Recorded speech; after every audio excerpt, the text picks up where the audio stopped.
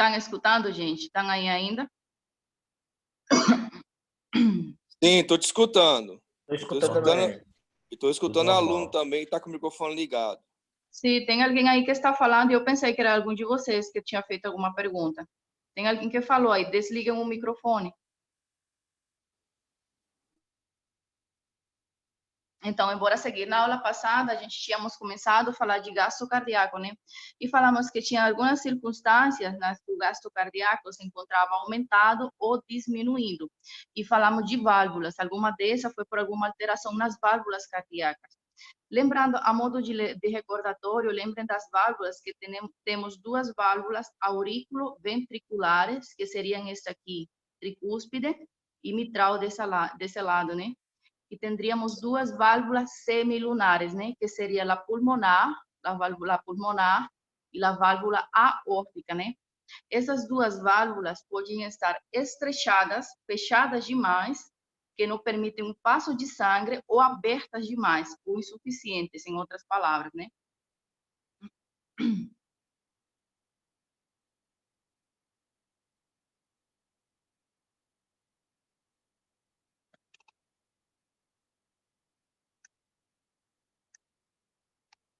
Então, nossa aula de hoje vai ser sobre essa valvulopatia, né? A valvulopatia aórtica, pulmonar, tricúspide e mitral. Mas vamos nos enfocar nas válvulas mitral e aórtica. Por que a mitral e a aórtica? Porque são as que com mais frequência se encontram afetadas. Porque são as válvulas do ventrículo esquerdo, que é o ventrículo que mais trabalha. E porque essas outras duas, a pulmonar e a tricúspide, se encontram, às vezes, quando se afetam, é secundário a essa alteração no ventrículo esquerdo, tá certo? Então, vamos falar só do lado esquerdo, da válvula mitral e da válvula aórtica. Então, teve uma aula que a gente falou dos tonos cardíacos, dos barulhos, dos tons cardíacos. Era chamado no Brasil de... Alguém que me lembre? Como era que se chamava o lup-dup? Tunta. O tuntá, né? E lembra que o tum, que era o primeiro tono cardíaco, era devido ao feche das válvulas auriculoventriculares, né? E essas válvulas auriculoventriculares se fechavam para quê? Para acontecer que processo? A sístole ou a diástole?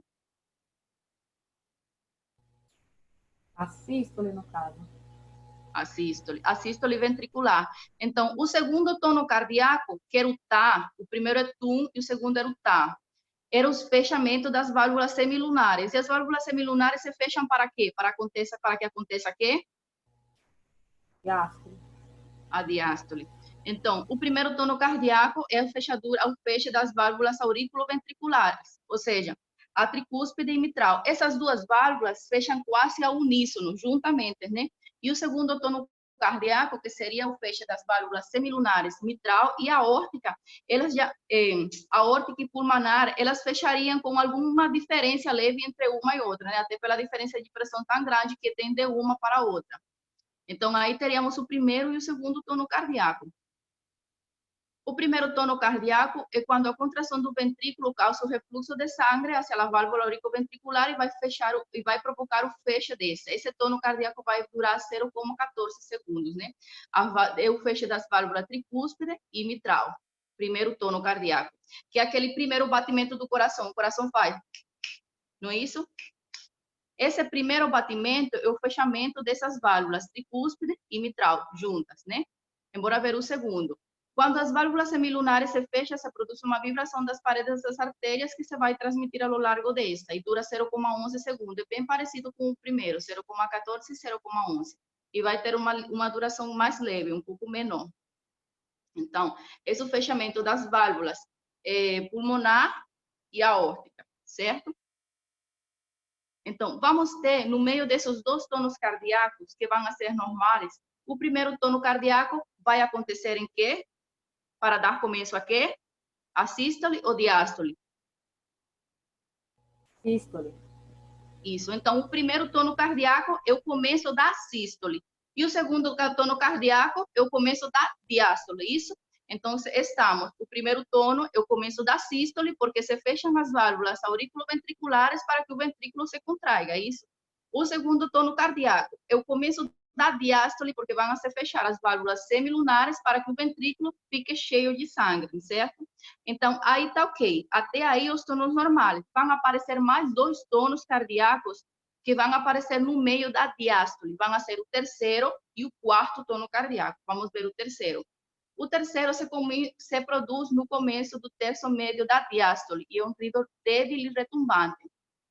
O terceiro tono cardíaco tem quem fala que no terço médio da diástole. A diástole, se vocês lembram, vai estar dividida em genado rápido, que quando passa aquele 80% de sangue que a aurícula contém para o ventrículo de forma passiva. Depois vem uma parte intermédia, porque a aurícula ainda continua recebendo sangue das veias cavas, não é isso? Então, esse passo de essa sangue, de forma passiva, também vai ser o terço médio da diástole. E vamos ter um terceiro tempo durante a diástole, que é a contração da aurícula, verdade? Que aí termina de passar o outro 20% da sangue que estava faltando. Então, durante a diástole, vamos ter 3 tempos. O passivo, o genado passivo, o terço médio e a contração da aurícula para completar o 100% do sangue que o ventrículo vai precisar, verdade? Não é isso? Certo, doutora, mas o único que é patológico aí é só esse do terço médio, né? O primeiro e o terceiro, assim, o primeiro e o terceiro que a senhora citou, eles são normais. Agora, esse que está como o terceiro tono, que é o segundo latido aí, é o patológico, né? Não, não, não. Eu estou falando, esses tonos, o primeiro e o segundo são normais. O primeiro é o primeiro chasquido do coração e o segundo é esse aqui. Não é isso? O coração faz. Não é assim que faz? O primeiro tono, o primeiro chasquido do coração, o primeiro barulho, o primeiro batimento, e o segundo tono é aquele segundo batimento. Agora estamos falando da diástole, porque o terceiro tono já vai ser e não patológico, não necessariamente patológico, certo? Mas estamos falando das partes da diástole. Existe um começo, um terço médio e um final da diástole do ventrículo. Esse terceiro tono, que pode ser normal, pode acontecer nessas partes da diástole, mas em qual parte? Tem literaturas que falam que no começo, na parte passiva de genado do ventrículo, ou no terço médio. Isso é o que eu quero explicar para vocês. Então, esse terceiro tono cardíaco, que já não é normal, mas não é necessariamente patológico. Eu estou falando que não é normal porque não aparece em todo mundo, mas também não é patológico, porque ele aparece por quê? Como consequência do aumento do gasto cardíaco. Então, o gasto cardíaco pode estar aumentado em crianças e em grávidas, que aumenta o gasto cardíaco. Então, essas pessoas vão ter esse terceiro tono cardíaco e vai ser normal neles. Entenderam? Sim. Estão entendendo, né? Então, vamos ter um primeiro tono cardíaco, que é o fechamento das válvulas auriculoventriculares. O segundo tono cardíaco, que é o fechamento das válvulas semilunares. Um terceiro tono cardíaco, que é um tono sistólico, um tono diastólico, que pode aparecer quando o gasto cardíaco se encontra elevado. Esse tono não precisamente é patológico, não pode ser patológico precisamente, certo? E vamos ter um quarto tono cardíaco. O quarto tono cardíaco é um tono diastólico também, mas é um tono leve, que é audível só com um fonocardiograma. É devido àquela contração da aurícula. É um tono diastólico. O terceiro tono a gente escutava ou no começo ou na metade da diástole, não é? Esse quarto tono a gente vai escutar na última parte da diástole, que vai ser a contração da aurícula para terminar de encher o ventrículo. Lembram dessa parte?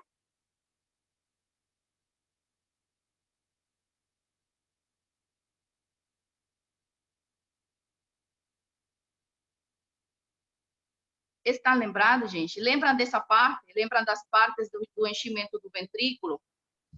Vocês Sim. estão escutando?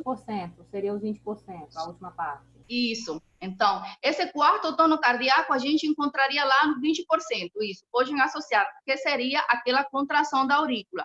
E por que aparece esse tono cardíaco que é só escutável no fonocardiograma? Quando aquela aurícula está se contraindo contra um ventrículo muito rígido, quando o ventrículo está hipertrófico. Mas isso não é escutável com um estetoscópio, não, só com o fonocardiograma.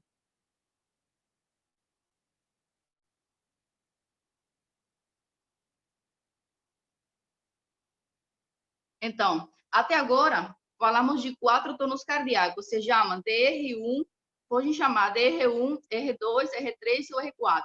Tem quem chama de S1, S2, S3, S4. R de ruído em espanhol, S de som em espanhol também, certo? Então, até agora, o que me interessa, vocês têm que saber que o R1 e o R2 e o R3 são normais, podem ser normais. O R1, o R2 está presente em todo mundo.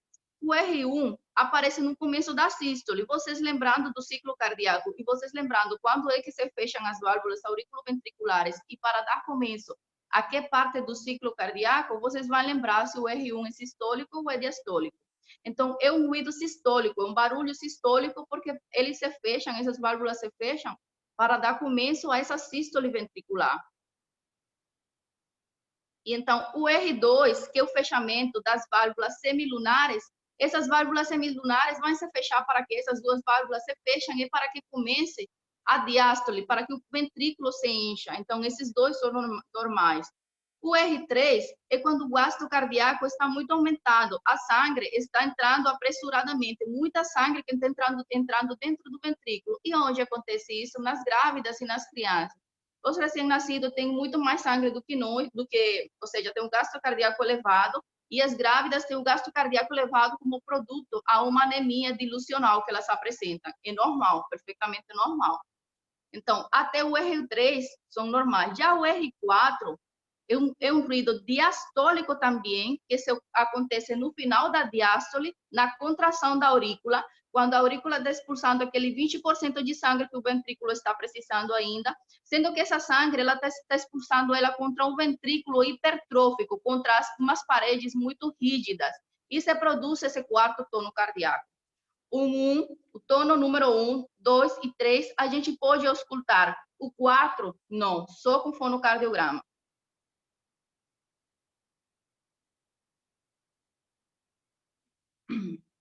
Doutora, só uma coisa assim que eu não peguei no final. Esse sangue que está sendo expulsado por último, no quarto tono, que é na diástole, no final da diástole, o sangue está sendo expulsado pelo que a senhora falou? Pela aurícula, não entendi, não peguei, perdão. Pela contração da aurícula. Pela contração da aurícula. É que a senhora falou, era não sei o que, fibrosada? O que foi que a senhora falou? Isso que eu não peguei no final. Sim. A aurícula está expulsando sangue contra a parede do ventrículo hipertrófico, uma parede rígida. Um ventrículo que cresceu, que se hipertrofiou, e a parede rígida, não é elástica. Não é a mesma coisa expulsar, que bata um líquido sobre uma superfície flexível que contra uma superfície rígida, fibrosa, firme. Então, esse é o barulho que faz, e por isso esse barulho não é tão escutável. Ah, entendi. Então, é a aurícula que expulsa esse sangue para um ventrículo rígido. Isso, rígido ou hipertrofiado. Ótimo, obrigada. Então, lembra que o R3 e o R4 aparecem durante a diástole, né? Então, o R3 pode aparecer no começo da diástole, quando desce aqueles 80% do sangue, ou com o enchimento através das cavas, né?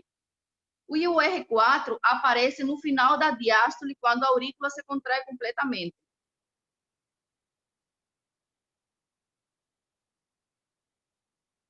Até aí está certo? Estão entendendo? Ever Júnior? Sim. Eu estava resolvendo os problemas aqui, aí comecei a prestar atenção na aula agora. Pode ir daí para frente. Tá bom. Então, escutem. Os focos auscultatórios. Aonde a gente vai escutar melhor os focos auscultatórios, né? O foco aórtico, vamos ter 4 focos cardíacos, oficialmente, e um quinto, que vai ser um foco acessório, né? Então, o foco aórtico, ou a válvula aórtica, quando a gente tentar procurar alguma valvulopatia, vamos encontrar no segundo espaço intercostal, linha paraesternal direita, aqui, onde está esse ponto vermelho. Aí é melhor escutar a válvula aórtica. A válvula pulmonar, no mesmo lugar, no segundo espaço intercostal, linha paraesternal esquerda, do lado esquerdo. Então, uma estaria do lado direito e a outra estaria do lado esquerdo, certo? Aórtica e pulmonar. A válvula tricúspide estaria no quarto espaço intercostal esquerdo, linha paraesternal. Do lado do esternão, do mesmo jeito, sendo que no quarto espaço intercostal, um pouco mais embaixo, seria essa bolinha lilás aqui. Cadê? Essa bolinha lilás. Então, o foco mitral, que seria o quinto, a válvula mitral, a gente escutaria ela onde? Seria no quinto espaço intercostal esquerdo, linha meio clavicular. Linha meio clavicular, a gente traça uma linha na metade da clavícula, aí vai colocar ela desde o quinto espaço intercostal, aonde se junta com a metade da clavícula, de uma linha meio clavicular, certo? Então, temos ainda um quinto foco, que é chamado foco de Ehr, ou foco aórtico acessório, que se encontraria entre o foco pulmonar e o foco tricuspídeo, no meio deles dois. Então, esses seriam os focos onde a gente escutaria com maior facilidade as válvulas cardíacas, onde o cardiologista, ou os médicos, nós ou vocês, colocam o estetoscópio para escutar o coração aí, nas válvulas, nesses focos especificamente, né? Então, tem algumas valvulopatias que vão dar irradiações. O sopro vai se escutar, por exemplo, hacia a região do pescoço, hacia a região da axila, hacia a punta mais um pouco, mas isso, com a prática, mais na frente, vocês vão ir aprendendo esses detalhes aí.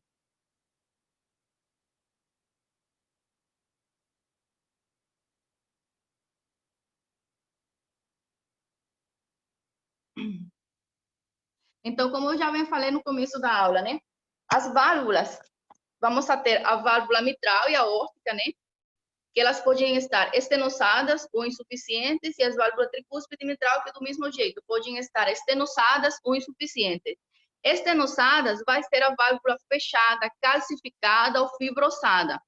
Essa estenose sempre é de forma crônica, sempre aparece com o passo do tempo, porque é impossível que de noite para o dia eu acorde com uma válvula fechada, né? A não ser um trombo lá, e isso vai ser fatal, não vou ter tempo para diagnosticar a estenose. Então, essa fibrose, essa estenose dessa válvula vai ser com o passo do tempo. Geralmente, agora, as valvulopatias mais frequentes que temos vai ser a estenose mitral e a estenose aórtica, porque o ventrículo esquerdo é o ventrículo que mais trabalha, e a aorta e a mitral são as válvulas que estão expostas a maior pressão e volume, né? Então, a primeira causa crônica de estenose mitral e aórtica é o envelhecimento. Como produto do envelhecimento, as válvulas podem se calcificar com o passo do tempo, né? Em segundo lugar, vamos ter a febre reumática, que um pouco mais na frente eu vou falar um pouquinho da febre reumática. E em terceiro lugar, que aparece com maior frequência em pessoas novas, jovens, né? Vai ser as alterações congênitas. Se vocês lembram, as válvulas pulmonar, mitral, a válvula aórtica tem três partes, né? Três válvulas. Essa válvula aórtica vai ter só duas válvulas, então isso vai dar problema também para expulsar a sangue dela. No caso, isso é no caso da estenose. No caso da estenose, quando aquela válvula fica fechada para impedindo o passo de sangue. No caso da insuficiência, o que acontece é o contrário. A válvula fica aberta e quando acontece uma diástole, a sangue regurgita, não é isso? Por exemplo, se a gente tivesse uma insuficiência da válvula... De que válvula? Da válvula mitral. A gente tiver uma insuficiência da válvula mitral. Quando tem uma sístole, que a sangue deveria sair através da válvula aórtica, a sangue regurgitaria para a válvula mitral, porque a válvula mitral permaneceria um pouco aberta o tempo todo, certo? Então, no caso dessa insuficiência, pode também ser crônico, com o passo do tempo, depois de uma infecção, por exemplo, como febre reumática.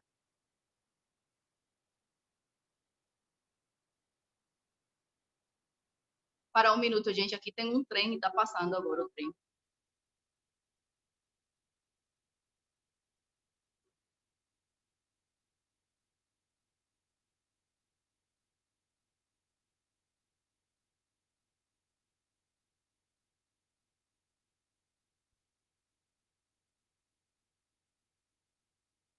Pronto. Então, no caso da insuficiência das válvulas, pode também ser agudo e pode ser crônico. Então, crônico é do mesmo jeito. A febre reumática, quando falamos do coração e de uma causa infecciosa crônica, quase sempre vamos ter a febre reumática no meio. E na atualidade, já em pessoas de idosas, que vai ser por conta do envelhecimento. Então, a insuficiência das válvulas pode ser cronicamente como consequência da febre reumática ou pode ser aguda como consequência de um processo infeccioso, como uma pericardite infecciosa ou como produto de um próprio infarto.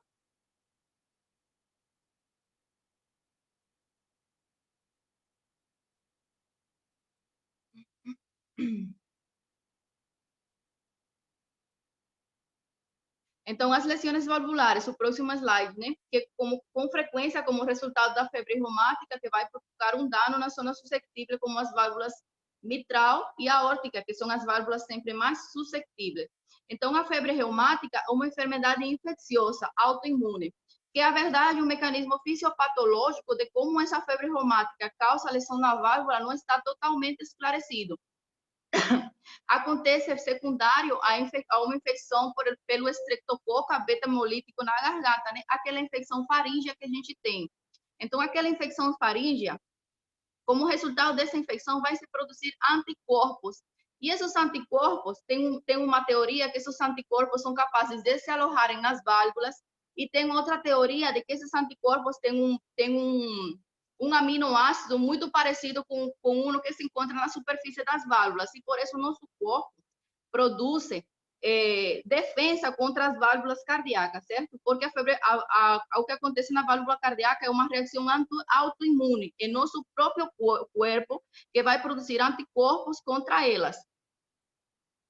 Então, isso vai ser como secundária a uma febre reumática. A febre reumática é uma doença que já na atualidade não se vê muito, né? Porque ela resolve com penicilina, e depois da era das penicilinas não é tão frequente, mas quase sempre quando aparece algum tipo de alteração cardíaca em pessoas de mais idade, mais de 40 anos, quase sempre é secundária a uma febre reumática, né? Então, ela não só vai afetar o coração, vai afetar também as articulações, a pele e o cérebro. As pessoas podem ter convulsões, um monte de alterações mais, além da alteração cardíaca, que é uma das alterações mais graves dela. Então, sempre lembre, as alterações crônicas que têm a ver com as válvulas cardíacas quase sempre vão estar associadas à febre reumática.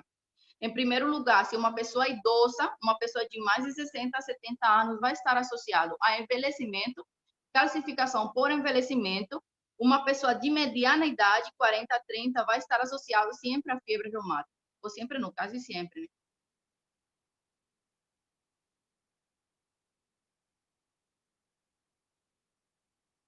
Estão entendendo? Daniel, Isidoro, Yara, Mauro.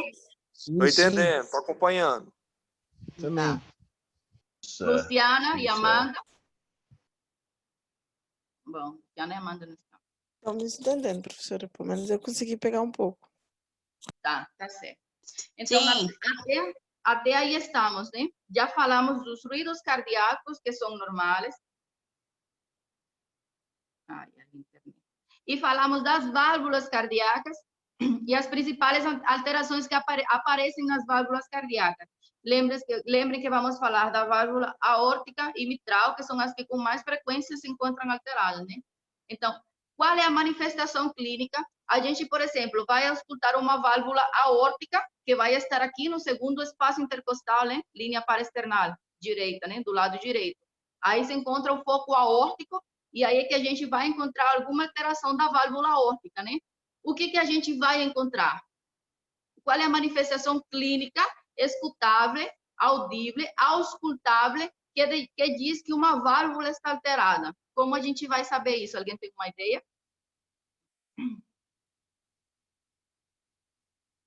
É por esse sopro que está falando aí, esse sopro cardíaco?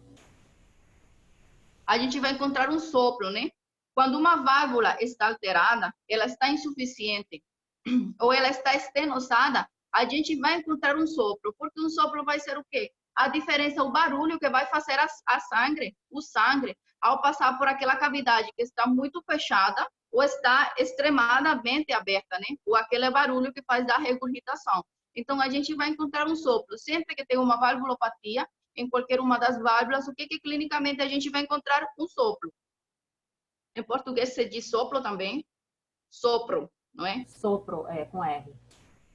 Isso. Então, vamos encontrar um sopro. Então, no caso da estenose da válvula aórtica. Bora ver essa. Não, esse é mitral. Então, aqui temos a válvula aórtica.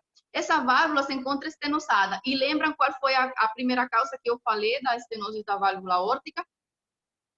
Por que ela se encontrava estenosada? Lembram que uma fechadura, uma estrechez ou uma estenose da válvula aórtica não vai aparecer de um dia para outro, vai demorar anos para uma válvula ficar calcificada. E qual é a primeira causa na atualidade, que, por exemplo, uma pessoa idosa de estenose aórtica?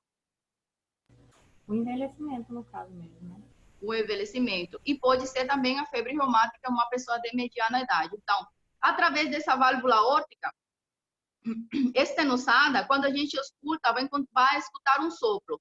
Então, em que parte do ciclo cardíaco a gente vai encontrar esse sopro? Na sístole ou na diástole? Em que parte do ciclo cardíaco eu vou precisar usar essa válvula para que passe sangue e que faça algum barulho diferente e apareça um sopro? Em que parte do ciclo cardíaco? Na sístole? Na sístole. Na sístole, que meu ventrículo esquerdo vai se comprimir para expulsar sangue através da aorta. E essa aorta se encontra estenosada, se encontra estrechada. Então, durante a sístole, eu posso encontrar uma estenose da aorta. Então, esse sopro não só eu vou encontrar no foco aórtico, né, no lado direito. Esse sopro, a gente pode ter uma irradiação para onde? Para onde vai essa aorta? Para cá, né? Para o pescoço, nas carótidas, através das carótidas, não é isso? Então, esse sopro da estenose aórtica, eu posso escutar ele também no pescoço.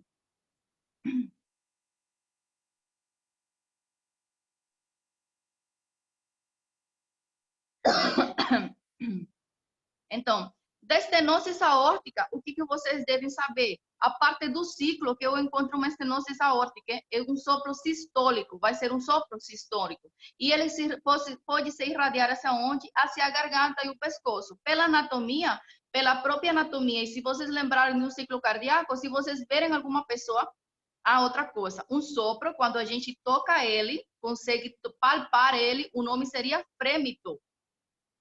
Já quando é auscultável, é sopro, né? Então, quando a gente tem uma pessoa, um paciente, e escuta um sopro, um barulho anormal, sistólico, durante aquele primeiro batido do coração nas artérias do pescoço, a gente pode pensar numa estenose aórtica.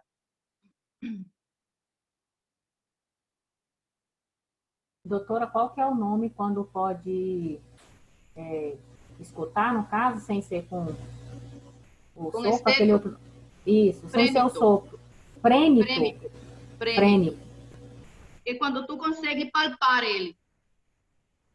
Pois é frênito com T ou frênico com C de casa? Com T, frêmito.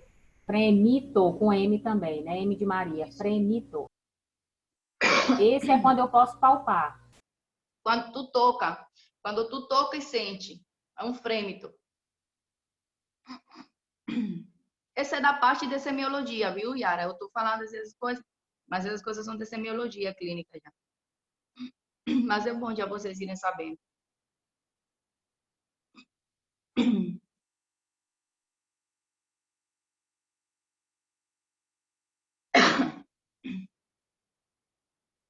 Então, gente, nessa imagem aqui da aorta, aqui temos essa imagem desse lado. Não dá para ver, mas essa aqui deve estar calcificada, devem ser calcificações aqui do lado, né, que ela está estenosada. E desse lado aqui, tá vendo que tem só duas válvulas? Se vocês lembram da anatomia da aorta, da válvula aorta, ela tem três válvulas, não é? Uma direita, uma esquerda e uma posterior. Da direita e da esquerda é que saem as coronárias, lembram disso aí? E a posterior não, a posterior só tem aquela membrana que separa da mitral. Mas ela vai ter uma válvula direita, uma válvula esquerda e uma válvula posterior. Então, essa imagem aqui tem só duas válvulas. Aqui vai ser uma alteração congênita. E, logicamente, essa aorta não vai conseguir abrir completamente. Essa válvula aórtica não vai conseguir se abrir completamente.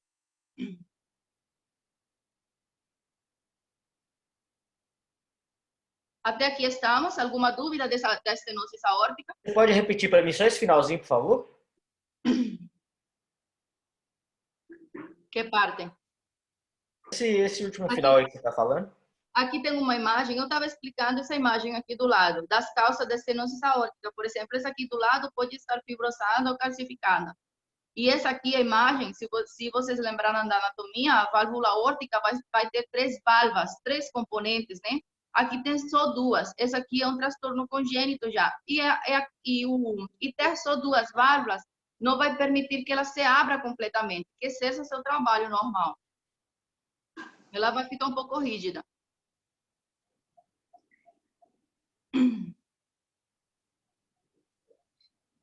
Então, a insuficiência, agora vamos ver a insuficiência da válvula aórtica. No caso, essa válvula aórtica pode ser que aqui sofreu um infarto, ficou debilitada, ou pode ser secundária uma pericardite, uma miocardite, ficou debilitada também, né?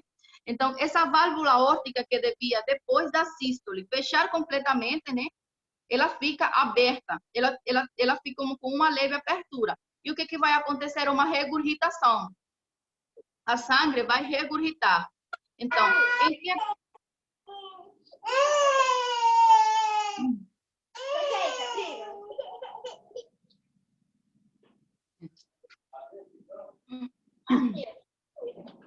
Vamos lá, velho.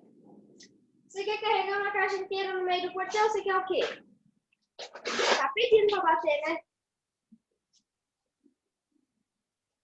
quem é, gente? Vai. Ficou mudo?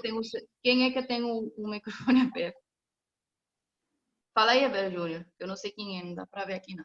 Tem uma criança chorando aí, gente. Não é meu filho, não. Tem que desligar o microfonezinho.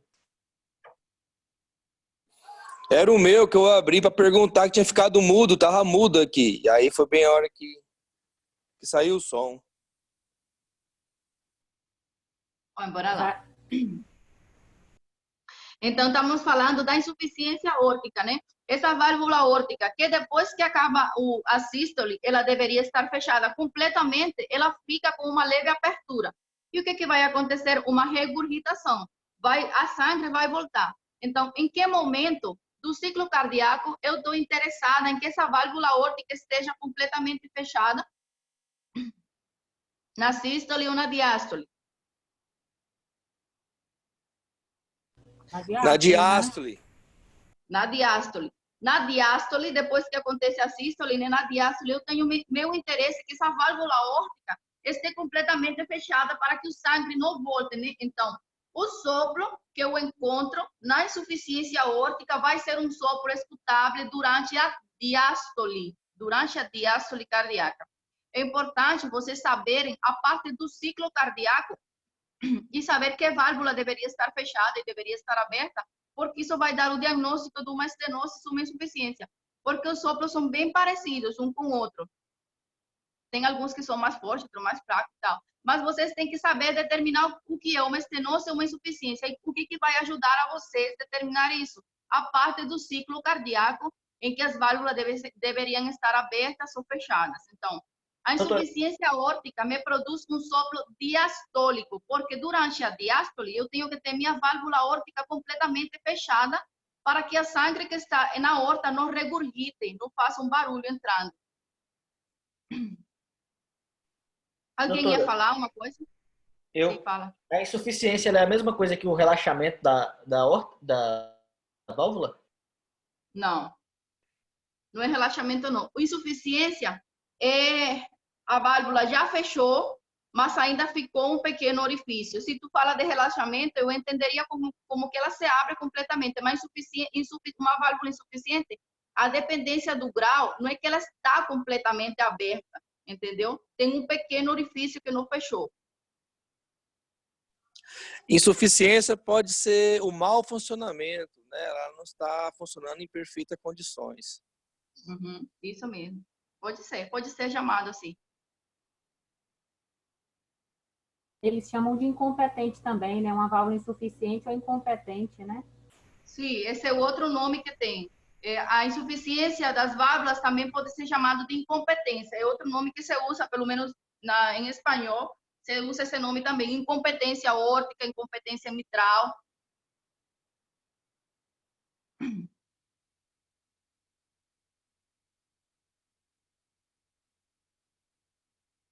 Então, vamos falar da estenose mitral, estenose da válvula mitral. Então, em que parte do ciclo cardíaco minha válvula mitral deveria estar fechada?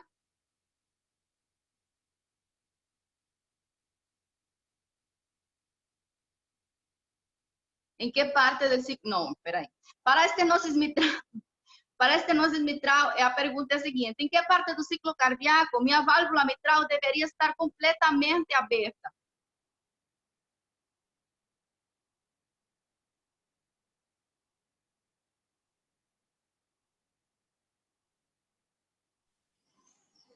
Ela tem que estar aberta na sístole. O sopro da estenose mitral é um sopro diastólico.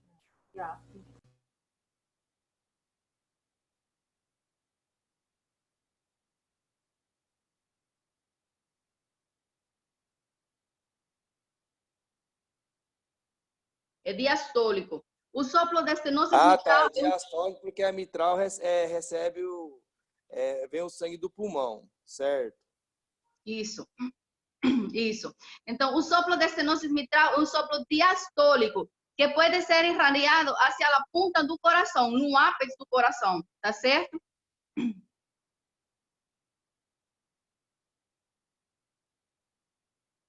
Gente, vocês aprendendo só uma válvula, já vocês sabem todas as outras válvulas, até do lado direito do coração, conseguem tirar até as válvulas do lado direito do coração. A parte do ciclo cardíaco, que deveriam estar aberta ou fechada, a parte do ciclo e se é uma estenose ou uma insuficiência. Só com saber uma já conseguem tirar as outras. E a insuficiência mitral, o sopro da insuficiência mitral, em que parte do ciclo cardíaco eu posso encontrar ele? Em que parte que o coração se contrai, a sangue poderia regurgitar através da válvula mitral? Durante a sístole, não é isso? Durante a sístole, meu coração se contrai e se minha válvula mitral está um pouco aberta, o sangue vai regurgitar através dela, né? Então, essa regurgitação, a válvula mitral pode ser escutado, esse sopro, além de ser escutado no foco mitral, pode ser escutado nas axilas, embaixo do braço, através da parede torácica, vai ser escutado embaixo do braço, nas axilas também.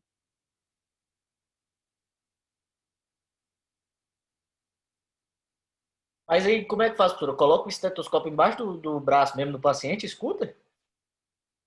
Não, tu vai escutar, não, claro que não é verdade, não em todo mundo. Tu vai escutar a válvula mitral, né? E se tu escuta um sopro, algum barulho estranho na válvula mitral, tu vai escutar na parte embaixo do braço também. E outra coisa, o frêmito também, se for um pouco de ampla, de grande amplitude, tu vai conseguir palpar e escutar também um barulho normal.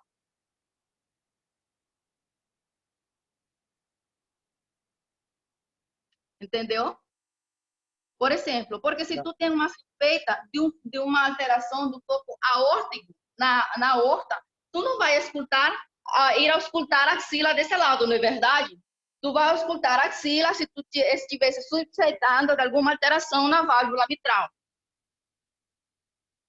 Sim, pois é. Quando tu suspeita disso aí tem que colocar o esteto embaixo do braço, como é que Na é? axila, embaixo do braço, nas axilas, isso, na axila também.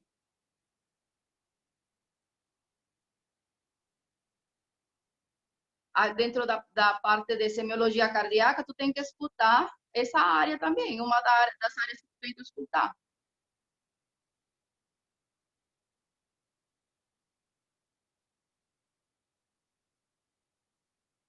Então, aqui eu fiz um resumo, né, das diferentes partes do ciclo cardíaco que acontecia uma insuficiência ou uma estenose das diferentes válvulas. Aí eu sugiro que vocês não aprendam mecanicamente e tentem entender por que seria uma estenose, uma insuficiência e por que apareceria em essa parte do ciclo cardíaco, né? Aí seria a fisiologia também, que seria por la insuficiência, Deixa eu ajeitar aqui.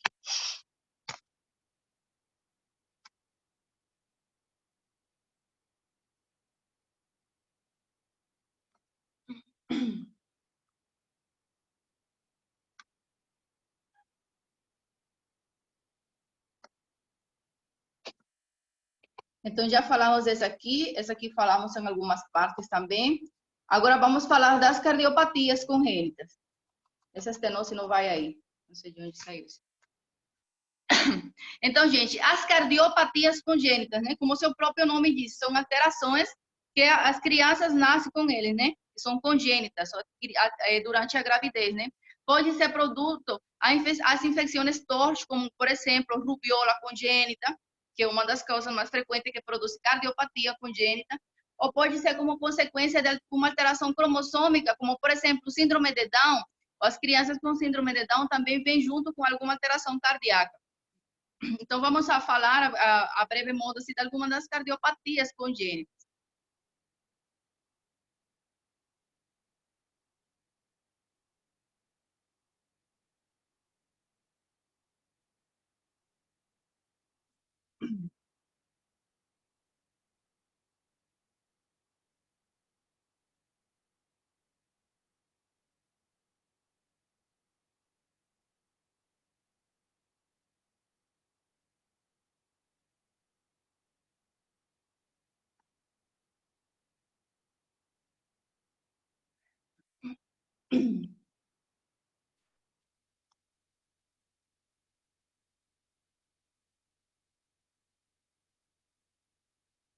Então, gente, para falar assim, deixa eu falar que a circulação, o sistema circulatório dentro do feto não é o mesmo sistema que a gente tem. Eles não precisam usar os pulmões para oxigenar o sangue, né? Dentro do útero, eles não têm de onde tirar o oxigênio, né? Então, o sangue que o feto recebe, vai receber de onde? Da placenta, através do cordão umbilical, através da veia umbilical, né? Aí vai entrar no coração. Aqui, no átrio direito, vamos ter uma estrutura chamada foramen oval. Eu não coloquei uma imagem porque, a verdade, isso não interessa muito, mas é para vocês irem sabendo, né? Então, o foramen oval vai permitir que a sangue do lado direito passe para o lado esquerdo. Um detalhe, a sangue já vem oxigenada. Então, não tem diferença nenhuma que seja do lado direito para o esquerdo, nem esquerdo para o direito, porque todo o sangue que o feto recebe é sangue oxigenada. Então, aqui vai ter uma estrutura chamada foramen oval, que vai permitir o passo de sangue desde o lado direito para o lado esquerdo, né? Para se misturar. E essa sangue que chega aqui na aurícula esquerda vai para a circulação sistêmica, certo? A aurícula esquerda, ventrículo esquerdo, circulação sistêmica. E tem além outra estrutura. Essa estrutura se chama conducto arterioso. O conducto arterioso vai comunicar essa aorta com o tronco da pulmonar. Estão vendo aqui a estrutura, que tem um conducto aqui. Então, esse conducto arterioso aí está funcionando já depois da criança nascida, que a criança respirou, já está usando os pulmões, né? Aí a pressão da aorta é maior. Esse conducto arterioso, o objetivo dele é qual? Que essa sangue que entra através da aurícula direita, ventrículo direito, tronco pulmonar, se desvia para a aorta. Se desvia para a aorta e vai para a circulação sistêmica. Porque os pulmões do bebê não precisam ter tanta sangue, não precisam ter sobrecarga de sangue para ele oxigenar. O pulmão do bebê só precisa receber um pouco de sangue para ele ser nutrido. Então, as pulmonares no bebê levariam sangue só para nutrir o pulmão, não para oxigenar. Então, essa sangue que entra aqui, através da aurícula direita, que vai para a pulmonar, iria para a aorta dentro do útero. Isso aqui, essa imagem que eu estou mostrando, já é a alteração depois que ele nasceu e quando respirou, a pressão da aorta venceu e a sangue está fluindo inversamente, né? Mas dentro do útero, a sangue deveria fluir desde a pulmonar para a aorta, para desviar um pouco a sangue e evitar a sobrecarga de sangue no pulmão, certo? Certo. Então, quando esse conduto persiste, quando esse conduto arterioso, a criança nasce com ele, né? Aí deve desaparecer ou deve fechar entre uns 15 e 20 dias. Entre 15 e 20 dias, ele deveria fechar completamente. Mas quando ele persiste aberto, quando ele continua aberto, o que a gente vai ter? A pressão da aorta, depois que o feto nasce, depois que a criança nasce, e o ventrículo esquerdo começa a trabalhar, que o pulmão recebe oxigênio e começa a oxigenar o sangue, a pressão da aorta vai mandar mais sangue para as pulmonares. E o que vai acontecer? Vai ter uma sobrecarga de volume no pulmão. Certo? Essa seria uma das alterações congênitas chamada persistência do conducto arterioso, que eu já les falei, o conducto arterioso é normal, sendo que se persiste mais além de 20 dias, entre 15 e 20 dias, que era o tempo que ele deveria fechar, já vai dar uma alteração congênita. Outra coisa, vocês têm escutado falar que nas grávidas a gente não deve dar anti-inflamatório não esteroideus, né? Estou me referindo a indometacina, ibuprofeno, naproxeno. Cortou, e pode repetir, por favor? Com frequência se fala que durante a gravidez, durante as grávidas, a gente não deve administrar, sobretudo nos últimos trimestres da gravidez, né? Não se devem administrar anti-inflamatórios não esteroideus, como indometacina, naproxeno, ibuprofeno, pirocicam, penosicam. Por que o que produzem esses anti-inflamatórios não esteroideus? Eles produzem o fechamento precoce desse conducto aqui. Então, se esse conducto arterioso fecha quando a criança ainda está dentro da barriga, quando ainda é um feto, o que vai acontecer? Vai haver uma sobrecarga de volume para o pulmão.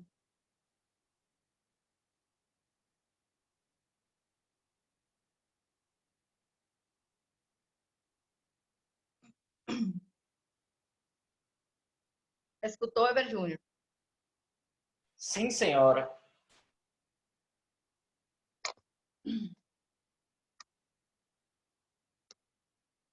Então, persistência do conducto arterioso. Durante os primeiros meses da vida, o ducto arterioso permeável não provoca alterações importantes. Entre 1 e 3 anos de idade, você vai escutar um sopro intenso na área do pulmão, muito mais intenso na sístole, chamado sopro em maquinária. Um conducto arterioso permeável, como eu já falei, expliquei a patogênia do conducto arterioso permeável, o que acontecia quando ele permanecia aberto, e eu já disse que ia ter uma sobrecarga de volume para o pulmão, então ia aparecer um sopro na zona pulmonar em maquinária, um sopro em maquinária. Quando fala em maquinária, é como aquele barulho que faz o trem quando vai sair.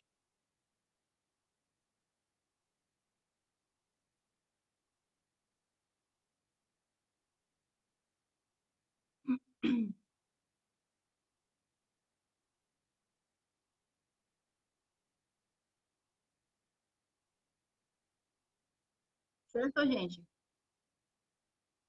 O quê? Não, não estava ouvindo, não. Tinha cortado, doutora. Ah, é? Aham, cortou. Só deu para ouvir até a hora que a senhora terminou de falar do assunto, que as grávidas não podem tomar os anti-inflamatórios aí, esteroides, só. Quando terminou esse assunto, aí cortou. Então, eu estava explicando... Está escutando, né? Agora estão escutando? Agora sim. Aham. Então, eu estava falando que tinha aqui acima, falei levemente da fisiopatologia, o que acontecia quando o conducto arterioso permanecia mais além do tempo que ele deveria permanecer, né? E o que temos em síntese vai ser, em síntese de todas as coisas, vai ser uma sobrecarga de volume no pulmão. E uma sobrecarga do volume no pulmão, o que produz? Que já falamos da aula de insuficiência cardíaca. Edema. Edema pulmonar. Vai produzir edema pulmonar. Então, quando o conduto arterioso permeável persiste, pode produzir um fracasso cardíaco e um edema pulmonar. Então, além disso, se a criança consegue sobreviver além de 3 anos de idade, a gente vai encontrar um sopro na pulmonar, nas artérias pulmonares. E a característica desse sopro vai ser em maquinária. Em maquinária é quando um trem começa a sair, sabem? Aquele barulho que o trem começa a sair. Isso. Seria mais ou menos, essa foi a onomatopeia que encontraram para classificar o sopro. Como é que é o barulho? Quando o trem vai sair, Everju. Eu nunca vi trem, não. Lá em Minas Gerais tem trem, não. Aqui Mineiro tem que Aqui saber tem fazer o trem. barulho do trem, Ever Júnior. Você sabe o barulho do trem como é que é. Ô, professora, outra coisa. Até quando é normal o conduto existir? 15 dias. Tem quem considera 20 dias. O que eu aprender a 15, de 15 a 20. Se com 20 fecha, beleza, mas entre 15 e 20 dias.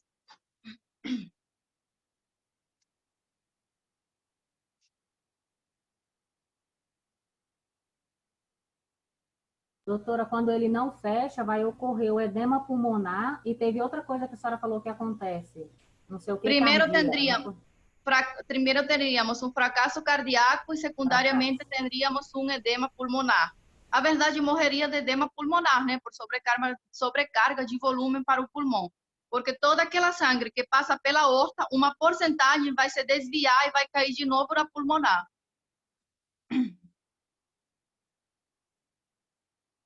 E qual porcentagem é essa?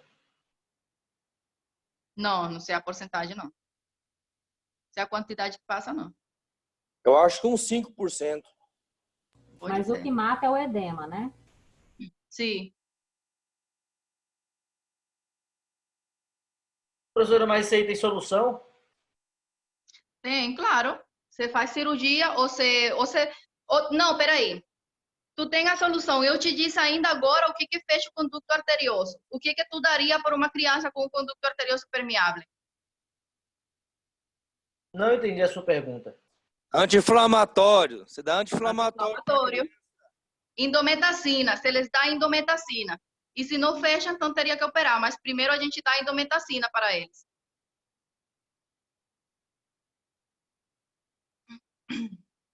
Ever Júnior, eu te falei ainda agora, a forma de curiosidade, que a gente não deveria dar anti-inflamatórios não esteroideus no último trimestre da gravidez, porque todos os anti-inflamatórios esteroideus provocam um fechamento precoce do conduto arterioso, entendeu? E se esse conduto fecha, a criança estando ainda dentro da barriga da mãe, o pulmão vai ficar sem nutrição, né?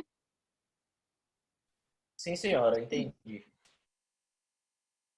Então, uma vez que a criança continua com persistência do conduto arterioso, a gente dá indometacina. A primeira ordem do tratamento seria a indometacina.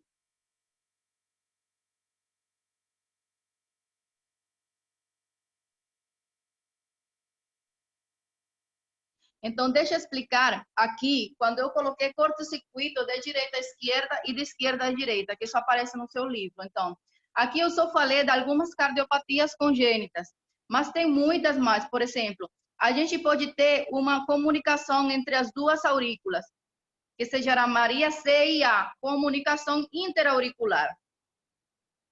Podemos ter uma comunicação entre os dois ventrículos, que se chamaria CIV, comunicação interventricular.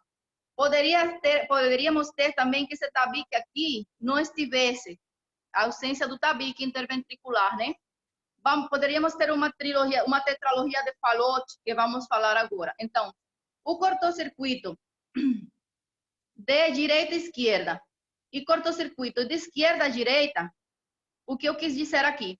Por exemplo, o sangue pode passar do lado direito e para o lado esquerdo. E aí, o problema que vai aparecer, qual vai ser? A cianose, né? Porque está passando sangue desoxigenada do lado direito. Por exemplo, se eu tivesse uma comunicação interventricular, existisse um buraco aqui, ou esse tabique não existisse, a gente vai ter um curto-circuito de direita para esquerda, certo? Porque o sangue do lado direito vai passar para o lado esquerdo e vai passar sangue desoxigenada e vai aparecer cianose. E do mesmo jeito, a comunicação interventricular pode ser um curto-circuito de direita para esquerda. Certo? Isso que quer dizer curto-circuito de um lado para outro, de direita para esquerda ou de esquerda para direita. Quando há uma malformação congênita, o sangue passa do lado esquerdo para o lado direito, ou quando passa do lado direito para o lado esquerdo. Doutora, mas a cianose só dá quando passa do lado direito para o esquerdo, porque no direito Isso. ainda não está oxigenado. Isso, porque do lado direito você misturaria a sangue desoxigenada com a sangue oxigenada do lado esquerdo. Isso, aí apareceria a cianose. Agora, por exemplo, A comunicação interventricular, não coloquem isso, porque isso não é objetivo, estou falando só para vocês saberem, né? Mas isso não aparece no seu livro e não é objetivo dessa parte da aula da fisiologia, né? No começo da comunicação interventricular, a gente vai ter um shunt, que também é chamado shunt, de esquerda para direita. E aí apareceria cianosis ou não? O que vocês acham? No começo seria de esquerda para direita, porque o lado esquerdo do coração, o ventrículo esquerdo, sabe que tem mais força que o direito e tem mais pressão que o direito. Então, o sangue vendria do lado esquerdo para o lado direito. Vocês acham que a gente teria cianosis ou não em essa malformação congênita? Talvez Tá tenha passando- necessidade, né? Não teríamos, né? Não apareceria cianose. Porque que aqui a sangue é oxigenada e está passando para onde está desoxigenada, mas aqui vai para o pulmão. O sangue desoxigenada não vai ter como se misturar e não vai passar para o resto do corpo, não é isso?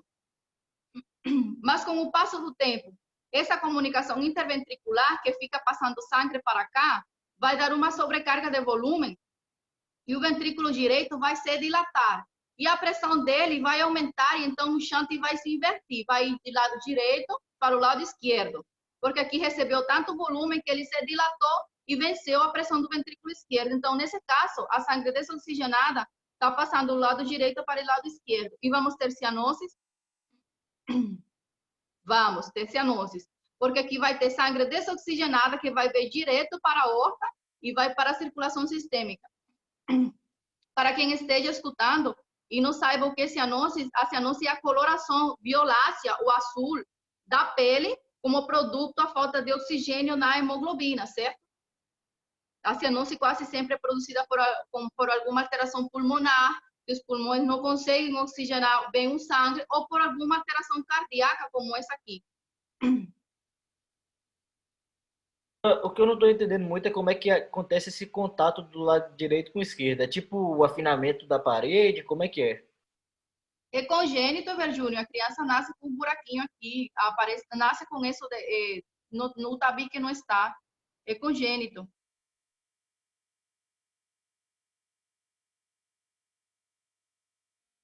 Essa é a tua pergunta? Sim. Mas, por exemplo, outra pergunta agora. A criança nasceu aí com esse defeito congênito e tal. Mas geralmente o lado esquerdo tem sempre mais pressão que o direito. Por que que ainda tem essa variabilidade de lado? Tipo, da direita para a esquerda e da esquerda para a direita? Ah, olha aqui a slide que eu estava te explicando. Por exemplo, eu coloquei o exemplo da comunicação interventricular, que é o mais claro de explicar, né? É claro, o lado esquerdo é mais potente.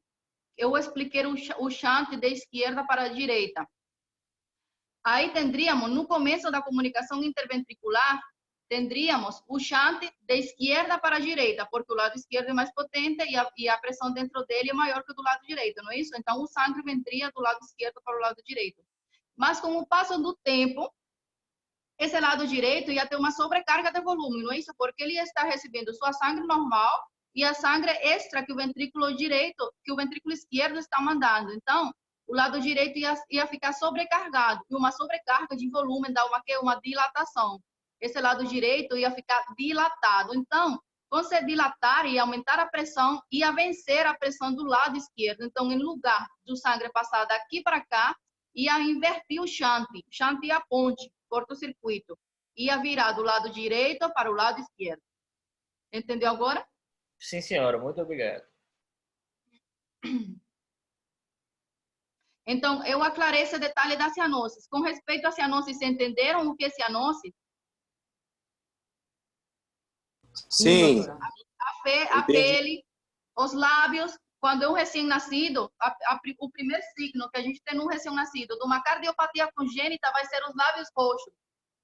Os lábios roxos, né? As mãos, as extremidades distais, onde o sangue chega com maior dificuldade. E se o sangue já chega nas extremidades distais com dificuldade, e além disso chega com pouco oxigênio, ela vai ficar de cor lilás, né? As mãos, os pés, os lábios.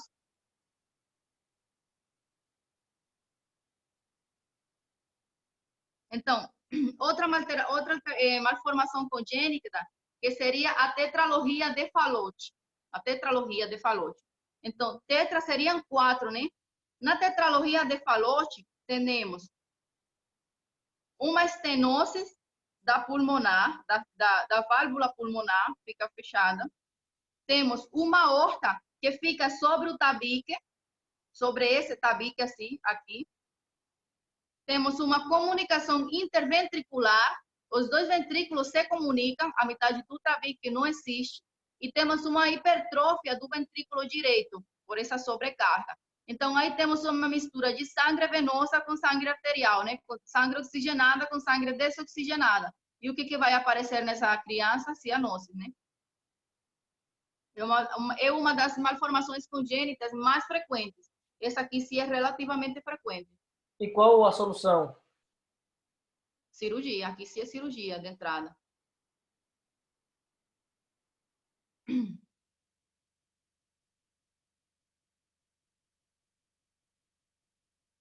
%70% do sangue venoso chega desde o ventrículo direito e cai na aorta. Se ser oxigenada, o paciente apresenta cianose extrema. Clinicamente, a gente vai encontrar cianoses e no raio-x de tórax vamos encontrar aumento de tamanho do ventrículo direito. No raio-x de tórax vai se encontrar o famoso sapato holandês, bota holandesa, acho que é. Aqui. O aumento do tamanho do coração, do ventrículo direito.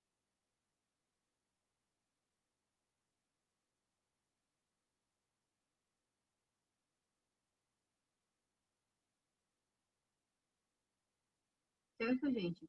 Aí, nessa tetralogia de Fallot, a gente teria uma cianose intensa, né? Porque aqui quase todo o sangue passa através da comunicação entre os ventrículos e passa através dessa aorta. Essa aorta não deveria estar sobre o tabique, deveria estar um pouco mais lateralizada hacia cá.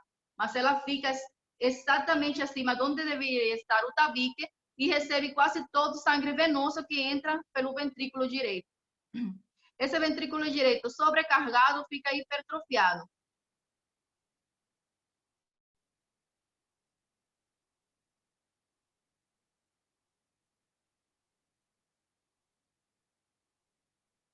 Então, como eu já tinha falado, uma das causas das anomalias congênitas vão ser as infecções TORCH. TORCH, o nome quer dizer toxoplasmose, rubiola, sarampo, o nome TORCH quer dizer um monte de doença, mas dentro dessas temos a rubiola congênita. A rubiola congênita, o alvo dela vai ser o cérebro, o coração e os olhos, produzindo catarata e cardiopatias congênitas, vai ser a mais frequente.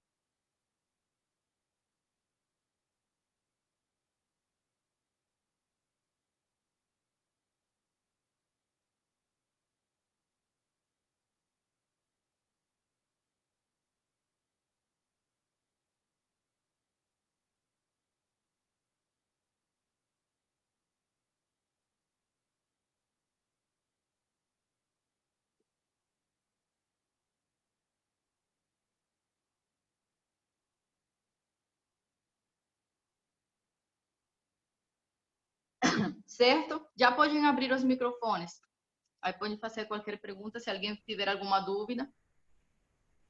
Abram os microfones se alguém ficou com alguma dúvida. Tudo certo.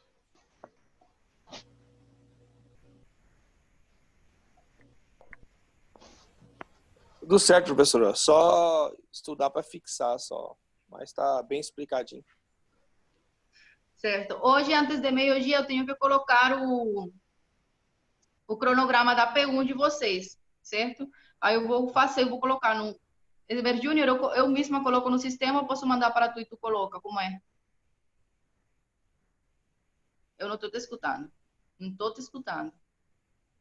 Eu não tô... Você tem o acesso, mas se você não conseguir, tu me fala que eu te ajudo. Mas o acesso tá liberado já. Tá bom. Aí tá bom. Aí hoje, antes de meio-dia, eu tenho que colocar o roteiro da P1, os temas da P1. Aí esperem aí só um minuto que eu vou tentar abrir o sistema para passar a lista.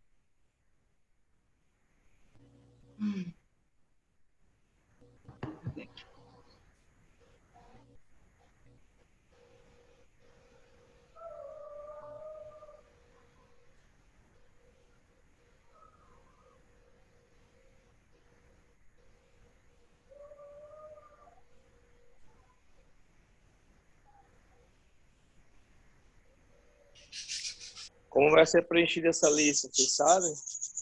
De presença? Vai ser preenchida no início e no final da aula.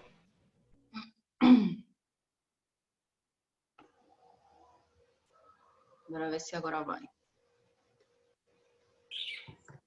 Mas no Mas início a não menina mandou no grupo de efetivos aí o câmbio a 1.285. Se isso for verdade, tá bom